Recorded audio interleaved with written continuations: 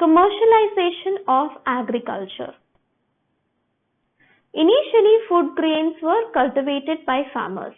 It used to fulfill their domestic needs as well as needs of village. Later we see that the food grains were replaced with cash crops. The British government encouraged growing of cash crops like cotton, indigo, tobacco, tea, etc. Why did they do this? Because the main aim was getting more profit, getting more money.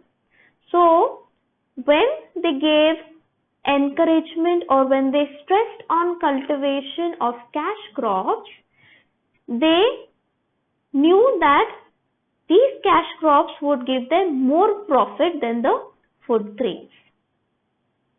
Now, the process of giving stress on cultivation of profit, giving cash crops instead of food grains, is known as commercialization of agriculture.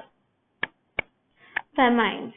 From 1860 to 1900, India had to face great famine, but the British rulers did not take any steps to overcome this crisis, and they did not make any extra expenditure to ensure that there was adequate supply of water.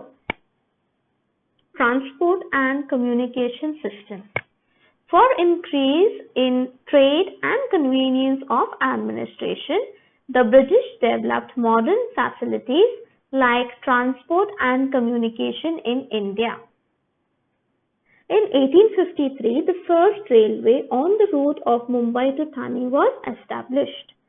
So on the screen you can see a map. On this map, children, can you see the black lines? These black lines are the railway lines. This was in the year 1871. This is the Indian Railways map of year 1871. In 1853, the British also started the telegraph system in India. We see because of all this, the cities and military stations got connected to one another. The British also started the postal system. Because of these developments, there was long-term impact on the social life of Indians.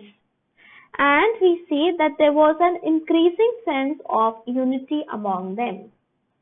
Decline of traditional industries.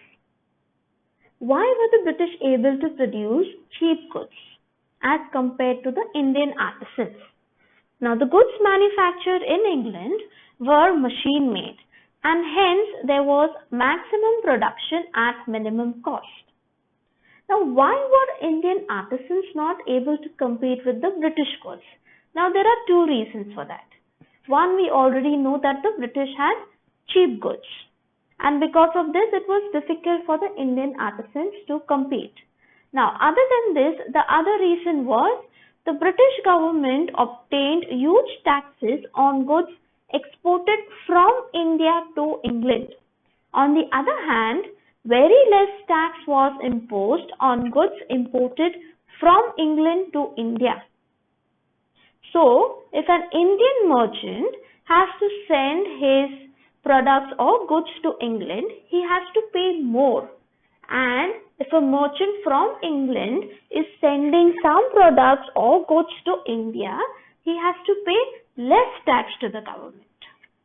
And eventually we see that all this led to closing down of traditional industries and many artisans became unemployed. Development of new industries. Due to the lack of British support, experience of management and capital, the Indian businessmen could not come forward in large numbers. However, we see that some Indians still overcame this hurdle and built up their own businesses. In 1853, Kawarji Nanubai Dawar started the first textile mill in Mumbai.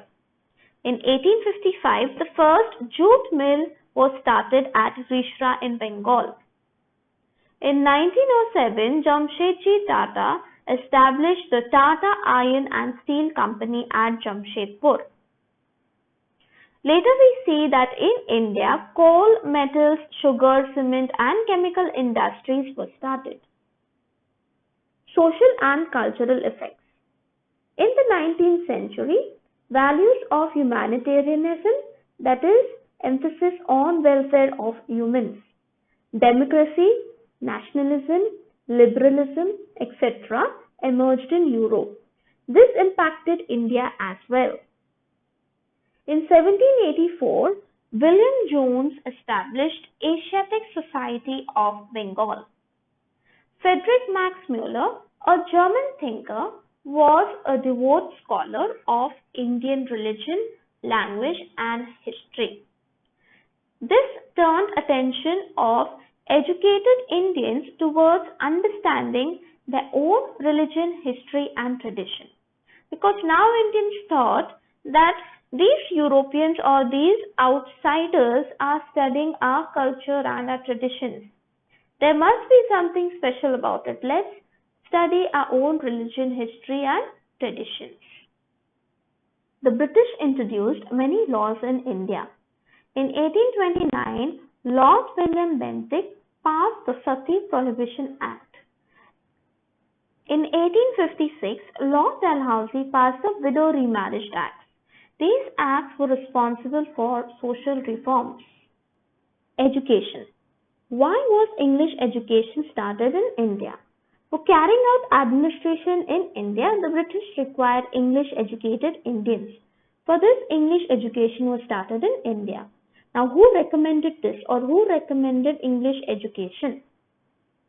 Lord Macaulay in 1835 recommended English education to be started being imparted in India. What was the effect of English education?